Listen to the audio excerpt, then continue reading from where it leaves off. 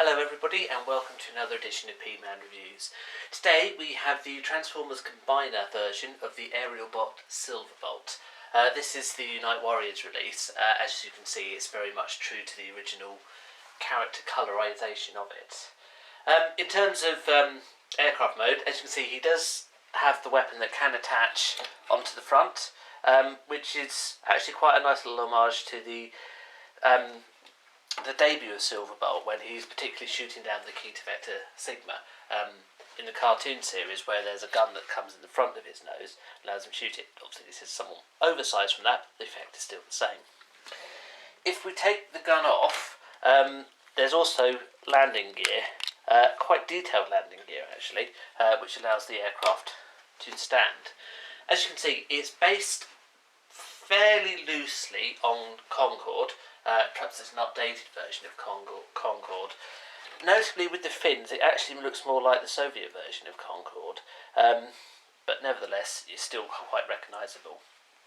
Detail is good, particularly as you see all the windows are coloured, the rams are coloured. It's a bit of a shame these windows aren't. I don't know if they were left out or what, but given that all the other windows are coloured, I'm a bit surprised that these ones aren't. You can just see them there.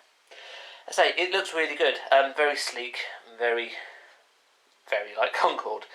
Underneath this rear part of the jet, less so, particularly if we flip this up, it's quite obvious that you've got a nice sleek front, and then you've got all the gubbins of the robot underneath.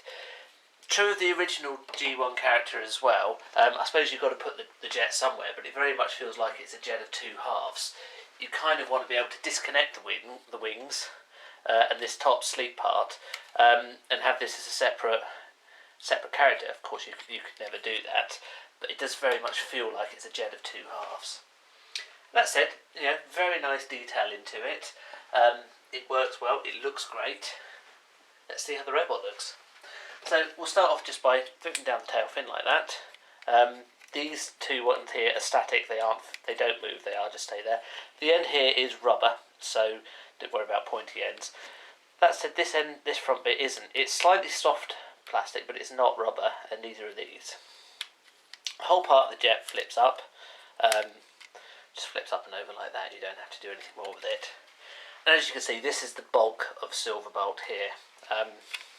Just want to flip the wings back. You can see the arms have the little tab which goes into there. So if we just flip that out of the way, the same with those wings, it frees up the arms. Just move them up and out of the way for the moment. And you can see there are the hands as well. Now the legs, just flip these down. There is more to be done with it. They don't just end up looking like this, thankfully, because otherwise you'd have a fairly bulky looking robot.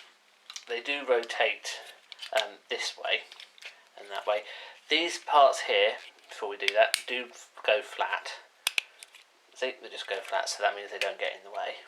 And then, actually, before we make them go flat, we should probably flip out the feet. Easier said than done.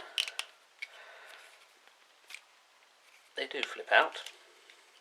There we go. It helps rather than trying to push this out, it helps if you push the back here, and then the feet do flip out and they go all the way round to make the foot like that. So just do the same here, push in the back, all the way round, that goes down. Okay, so that's the feet for Silverbolt. Perhaps a little bit unstable just because of the amount of gubbins on there. If these flip out, you don't want them to flip out. You do need them for superior construction, but you don't need them for the other bit. So flipping back, arms like that. You don't want them just that way, so you've got the hands like that. Just bringing them down and rotating them. Okay, so we're almost there, but we're not quite. You've still got the head, obviously. So the entire chest panel here should flip down, which it does. As you can see, is the head. Now, I have noticed, you might notice too, I've just flipped over the head. This is where Superior's head is kept. It actually goes inside his chest. The reason I've done that is because because the little horns of Superion's head should be sticking out here. They weren't from when I put it back, not quite correctly before. So the actual, we'll come to this obviously when we transform Superion later on, but as you can see his actual head, Superion's head is kept in here, which makes sense. Means you don't have to lose the bit, and actually if I hadn't just showed you, you wouldn't have known, would you? Okay, he is now transformed. Just need to get him standing upright. There we go.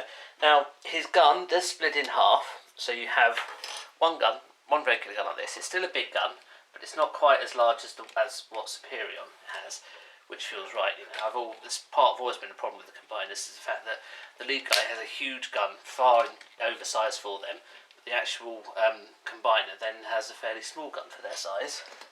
And what can you use with this bit? It's kind of a shield, effectively. You put it like that, or like that. It doesn't matter too much. And what it effectively becomes is a shield. You might need a little bit of imagination to think of it as such, but that's what it's meant to be. Oops. I'm kind of wondering, will the end here go into his hand? Unfortunately not, because that would have made it as an ideal shield then. I suppose you could put it like this as well. That's probably a more natural way for a shield, is to have it on that side of the arm. So there we go. The one thing I will say about this, it's not the most stable. I'm beginning to wonder if I should do more with the feet here.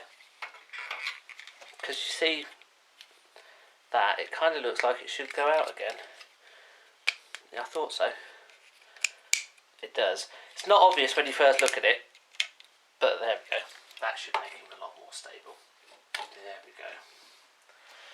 Okay, so that is Silverbolt. In terms of height, we compare him against Power Master Dreadwing and commemorative version of Optimus Prime. He's taller than them both. Yeah, I guess. I mean, perhaps it's a little bit too tall, dare we say. It's not a problem. Not a problem at all that he's too tall, and you would expect him to be larger than the other Aerialbots. He still feels the right size. He doesn't feel ridiculously tall. His guns is, while it's shorter than Superion, it's still ridiculously long though. I mean, look, that's 3/4 of the height of Prime, just a gun, and Prime's gun's not exactly small. That just seems a bit silly, but never mind. There we go. Ultimately, though, the robot's pretty good. Just do some close-ups. As you can see, head is, that's pretty much spot on with the original character. He's even almost got an expression to his face, slightly concerned expression to his face, but that's spot on. The rest of the character, we just move the arm out of the way. You've got these little flaps, they do nothing, but that's what he had in the original character, so it's nice to see them there. You've got some good detailing on the chest, so you'd never know that was the edge of Superion's head, unless I told you. So that's good. Good sculpting. He's got quite a lot of kibble on the back, unfortunately, with the jet. I guess that's unavoidable, and so did the original, let's not forget. But it just emphasises that actually his Concord mode, this is pretty much it. His Concord mode on the back, whereas this is the robot mode. So they are almost two separate halves of one toy. It's not perhaps, while he obviously is a plane that changes to robot, the actual part that changes to robot has little to do with the plane part. Again, the plane part has little to do with his robot mode. If you could detach those parts on the back, you could have a separate plane and a separate robot. You would never get a model that did that. At least I assume you don't, because that's never what happened. Plus, it would be fairly pricey. So there we are. Balance-wise, he is still a little bit unstable. That's perhaps, even with the feet properly extended, he is still a little bit unstable. Partially it's because he's got a lot of stuff on his back, but he then has this huge gun as well, which means you are a little bit limited as to where you can point it and keep a pose of the robot. Manoeuvrability, his legs are pretty manoeuvrable, more manoeuvrable than most of the other guys because of the way he changes. Arms, again, they fully rotate and everything. The hands, the way the hands are, you can partially disconnect them. to get some hand movement like that. Looks a bit odd from that angle, but from that angle it looks okay. But other than that, the hands are just a sculpt. They are at least a separate sculpt, but they don't do anything. You can't rotate them. You can't do anything else with them. All told, good. I'm particularly impressed with the head. As I say, that's absolutely spot on, and it's probably the only Transformer that actually looks like it's got an expression to him. The others are clearly not. It's solid. He is quite slim, which again is quite reflective of the character. There's just a lot of stuff on his back, so you don't particularly want to have him like that or like that, because it's really obvious that there's all the plane parts are just tacked onto the back, and the robot part is just tacked onto the plane. That's my only criticism of it, is the two parts are just totally separate. What makes him a plane has little to do with what makes him a robot, and vice versa. But otherwise, really good character. I've said before, say it again, head is brilliant.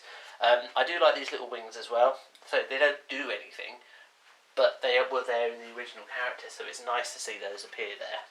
And while the gun may be quite big, it's still nice to have, it's a little bit different. It's not just the massive Superion gun given to Silverbolt. It actually is his own gun, which then combines with another part to make the Superion weapon. So there we are. That is the Transformers Combiner Wars variant of the Aerialbot Superion, and this is the Unite Warriors colorization to give you a more original G1 colouring. Thank you very much for watching. Please leave any comments below, click on the other links, and we'll see you on the next video. Thank you. Goodbye.